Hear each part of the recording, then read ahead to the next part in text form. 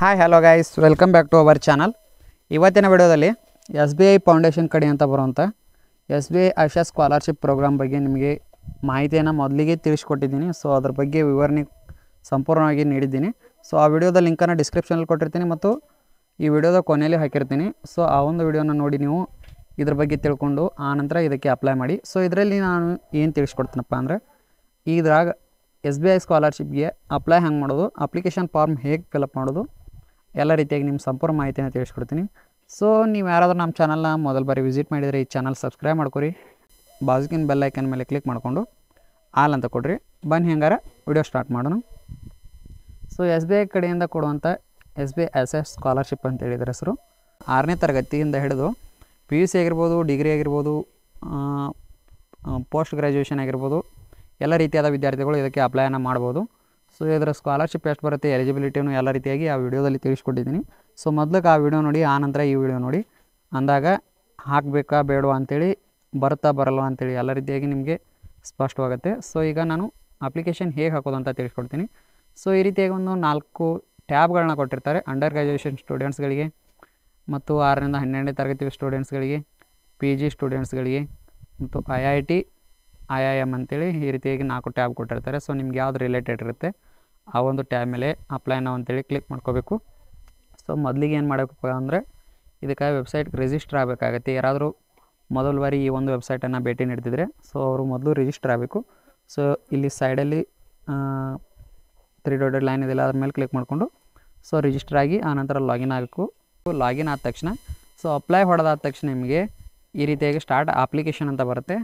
ಅದ್ರ ಮೇಲೆ ಕ್ಲಿಕ್ ಮಾಡ್ಕೊಂಡಾದ ತಕ್ಷಣ ನಿಮಗೆ ಈ ರೀತಿಯಾಗಿ ಒಂದು 3 ಕ್ವಶನ್ಗಳನ್ನು ಕೇಳಿರ್ತಾರೆ. ಸೊ ಇದಕ್ಕೆಲ್ಲ ಎಸ್ ಅಂತ ಕೊಡಿ. ಸೊ ಎಲ್ಲದಕ್ಕೂ ಎಸ್ ಅಂತ ಕೊಟ್ಟು ನೀವು ಆನಂತರ ಇದಕ್ಕೆ ಚೆಕ್ ಎಲಿಜಿಬಿಲಿಟಿ ಅಂತ ಇರುತ್ತೆ, ಅದ್ರ ಮೇಲೆ ಕ್ಲಿಕ್ ಮಾಡಿಕೊಂಡ್ರೆ ಈ ರೀತಿಯಾಗಿ ಬರುತ್ತೆ, you are eligible to apply ಅಂತೇಳಿ. ಓಕೆ ಅಂತ ಕೊಟ್ಟಾದ ತಕ್ಷಣ ತಾನಾಗೆ ಮುಂದಕ್ಕೆ ಪ್ರೊಸೀಡ್ ಆಗುತ್ತೆ. ಆದಾದ ತಕ್ಷಣ ನಿಮಗೆ ಅಪ್ಲಿಕೇಶನ್ ಫಾರ್ಮ್ ಓಪನ್ ಆಗುತ್ತೆ. ಸೊ ಅದು ಹೊಸಬರು ವಿಸಿಟ್ ಮಾಡ್ತಿದ್ರೆ ಮೊದಲಿಗೆ ನಿಮಗೆ ಆಧಾರ್ ವೆರಿಫಿಕೇಷನ್ ಅಂತ ಕೇಳುತ್ತೆ. ಮೊದಲೇದಾಗಿ ಪರ್ಸ್ನಲ್ ಡೀಟೇಲ್ಸ್ನಲ್ಲಿ ನೇಮ್ ಆಗಿರ್ಬೋದು, ಅಡ್ರೆಸ್ ಆಗಿರ್ಬೋದು, ಸೊ ಮತ್ತು ಆಧಾರ್ ಕಾರ್ಡ್ನಲ್ಲಿ ಹೇಗಿರುತ್ತೆ ಅದೇ ರೀತಿಯಾಗಿ ಹೆಸರನ್ನು ಹಾಕಬೇಕು. ಆಧಾರ್ ಕಾರ್ಡ್ ವೆರಿಫೈ ಆಗಿರುತ್ತೆ ಅದಕ್ಕೋಸ್ಕರ. ಸೊ ಮತ್ತು ನಿಮ್ಮ email ID, mobile number, WhatsApp number ಮತ್ತು ಕೊನೆಯದಾಗಿ ನಿಮ್ಮ ಇನ್ಕಮನ್ನು ಹಾಕಬೇಕು. ಸೊ ಫ್ಯಾಮಿಲಿ ಮೆಂಬರ್ಸ್ನಲ್ಲಿ ಎಷ್ಟು ಜನರಿದ್ದಾರೆ ಅದನ್ನು ಹಾಕಬೇಕಾಗತ್ತೆ. ಸೊ ಮತ್ತು ಕೆಳಗಡೆ ಪರ್ಮನೆಂಟ್ ಅಡ್ರೆಸ್ನಲ್ಲಿ ನಿಮ್ಮ ಒಂದು ಪರ್ಮನೆಂಟ್ ಅಡ್ರೆಸ್ಸನ್ನು ಹಾಕಬೇಕು. ಮತ್ತು ಕರೆಸ್ಪಾಂಡೆನ್ಸ್ ಅಡ್ರೆಸ್ಸಲ್ಲಿ ನಿಮ್ಮದು ಕರೆಂಟ್ ಅಡ್ರೆಸ್ಸು ಮತ್ತು ಪರ್ಮನೆಂಟ್ ಅಡ್ರೆಸ್ಸು ಸೇಮ್ ಇದ್ದರೆ ಸೇಮ್ ಆ್ಯಸ್ ಪರ್ ಪರ್ಮನೆಂಟ್ ಅಡ್ರೆಸ್ಸನ್ನು ಆಪ್ಷನ್ ಮೇಲೆ ಕ್ಲಿಕ್ ಮಾಡಿಕೊಂಡ್ರೆ ಸೊ ಇಲ್ಲಿ ತಾನಾಗೆ ಫಿಲ್ ಆಗುತ್ತೆ. ಅದಾದ ತಕ್ಷಣ ಸೇವ್ ಆ್ಯಂಡ್ ಕಂಟಿನ್ಯೂ ಅನ್ನೋ ಆಪ್ಷನ್ ಮೇಲೆ ಕ್ಲಿಕ್ ಮಾಡ್ಕೋಬೇಕು. ಇದಾದ ತಕ್ಷಣ ನಿಮಗೆ ಎಜುಕೇಷನ್ ಡೀಟೇಲ್ಸ್ ಹಾಕೋ ಆಪ್ಷನ್ ಬರುತ್ತೆ.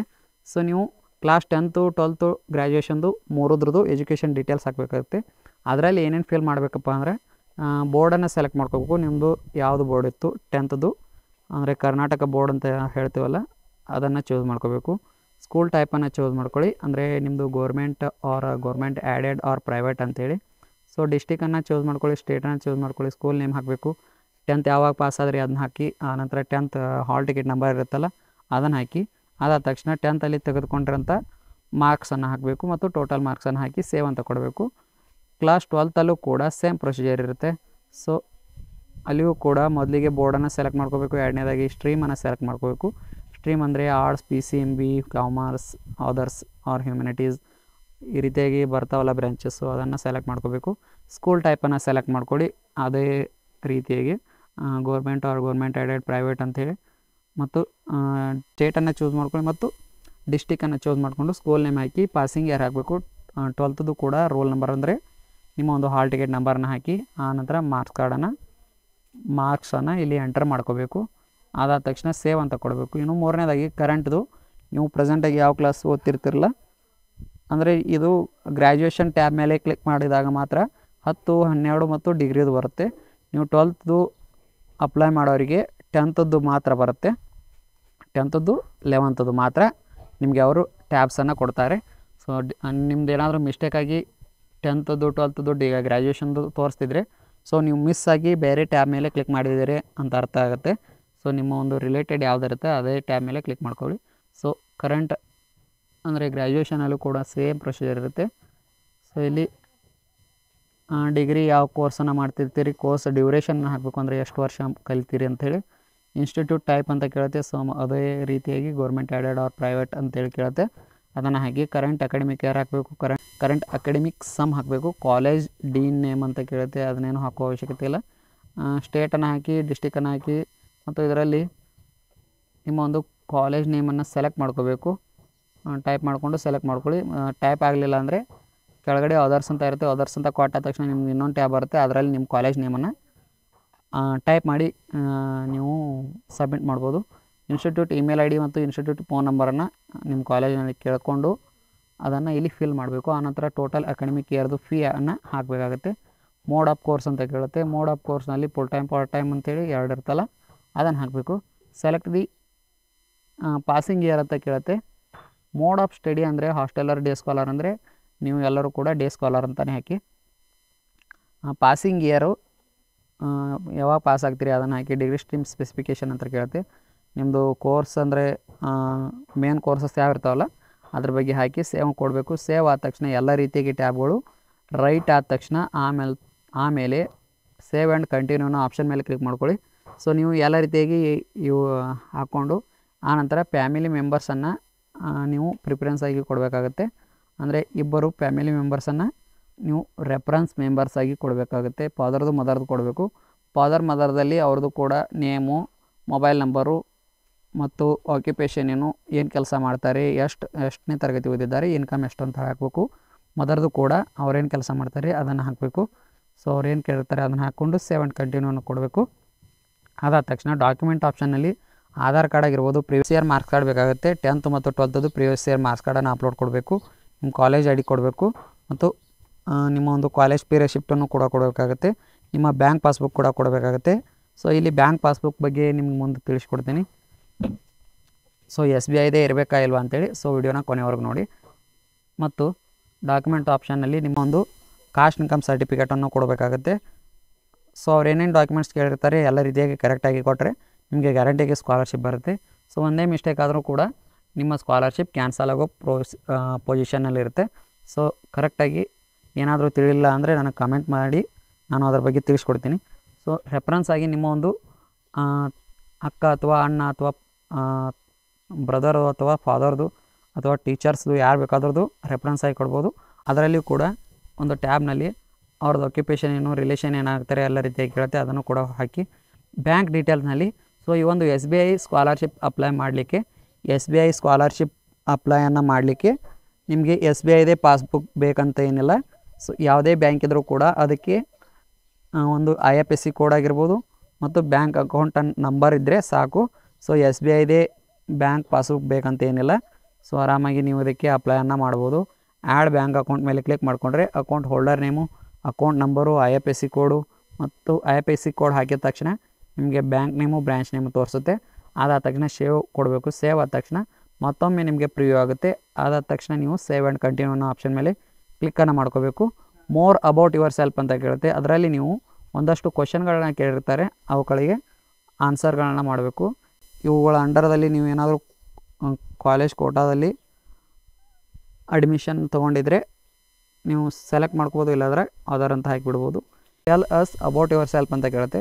ಸೊ ನಿಮ್ಮ ಬಗ್ಗೆ, ನಿಮ್ಮ ಹೆಸರು, ನಿಮ್ಮ ಫ್ಯಾಮಿಲಿ ಮೆಂಬರ್ಸ್ನಲ್ಲಿ ಯಾರ್ಯಾರು ಇರ್ತಾರೆ ಮತ್ತು ಎಷ್ಟು ಜನ ಇದ್ದಾರೆ, ಅವ್ರು ಏನೇನು ಕೆಲಸ ಮಾಡ್ತಾರೆ ಮತ್ತು ಏನಾದರೂ ಅಚೀವ್ಮೆಂಟ್ಸ್ ಅವ್ರ ಕ್ವಾಲಿಟೀಸ್ ಅವ್ರ ಸ್ಟ್ರೆಂತ್ಸ್ ಅಂತ ಇರುತ್ತಲ್ಲ, ಆ ರೀತಿಯಾಗಿ ನೀವು ಏನಾದರೂ ನಿಮ್ಮ ಫ್ಯಾಮಿಲಿ ಬಗ್ಗೆ ಆಗಲಿ ನಿಮ್ಮ ಬಗ್ಗೆ ಆಗಲಿ ಒಂದಷ್ಟು ಟೈಪ್ ಮಾಡಬೇಕು.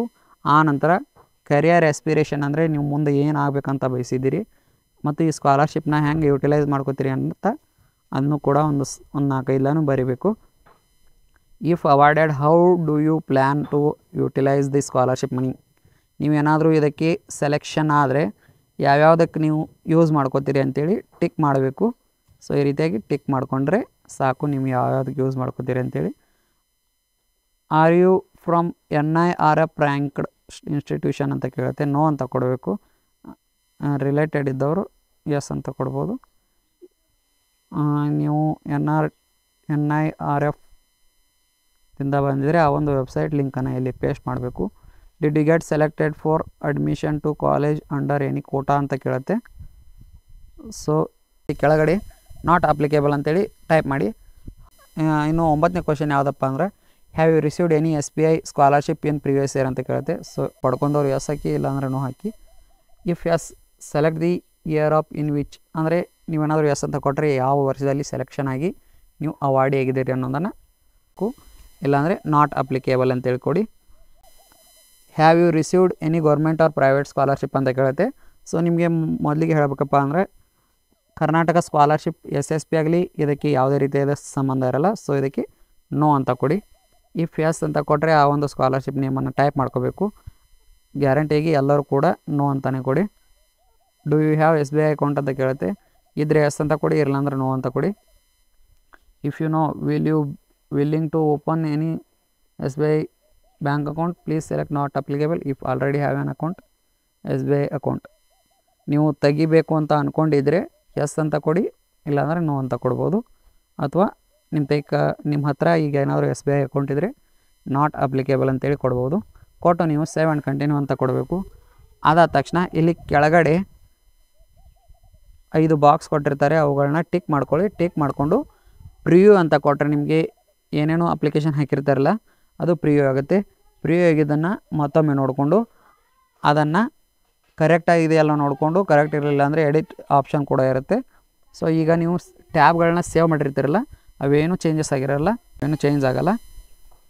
ಸೊ ಇದಕ್ಕೆ ಪ್ರಿವ್ಯೂ ಅಂತ ನೋಡಿ, ಏನಾದರೂ ಮಿಸ್ಟೇಕ್ ಇದ್ದರೆ ಮಿಸ್ಟೇಕ್ಸನ್ನು ಸರಿ ಮಾಡಿಕೊಂಡು ಆ ನಂತರ ಸಬ್ಮಿಟ್ ಅಂತ ಕೊಟ್ಟರೆ ನಿಮ್ಮದು 1 ಅಥವಾ 2 ತಿಂಗಳಲ್ಲಿ ಸ್ಕಾಲರ್ಶಿಪ್ ಅಮೌಂಟ್ ಡೈರೆಕ್ಟಾಗಿ ನಿಮ್ಮ ಒಂದು ಬ್ಯಾಂಕ್ ಅಕೌಂಟ್ಗೆ ಬಂದು ತಲುಪುತ್ತೆ. ಸೊ ಈ ಒಂದು ಮಾಹಿತಿ ನಿಮಗೆ ಇಷ್ಟ ಆಗಿದರೆ ಲೈಕ್ ಮಾಡಿ, ಶೇರ್ ಮಾಡಿ ಆ್ಯಂಡ್ ನಮ್ಮ ಚಾನಲ್ನ ಸಬ್ಸ್ಕ್ರೈಬ್ ಮಾಡ್ಕೊರಿ. ಎಲ್ಲರಿಗೂ ಶೇರ್ ಮಾಡಿರಿ.